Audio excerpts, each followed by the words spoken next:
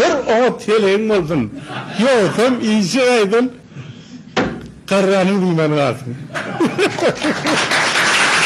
Prezident sana diyelmesi uğruna vardır. Gökman soruttu. Ömrü tehir ediyen zatlar var sağlığa. Arası hovan olsun. Yoksam sen hapa hovanı demalsak ömrün ıyskalar. İyiyen çiyanın şu canına derman olsun. Sen tapan tufanın iyi mi? Şunda sen canın olur. Sen kahar gadaptan daşırakta durur. Kahar gadap seni şunu bedelini sökür, kan damarlarını tiraylap, basışın köpeldir, beynine tesir eder, kellağır durar. Yine aylayın mı?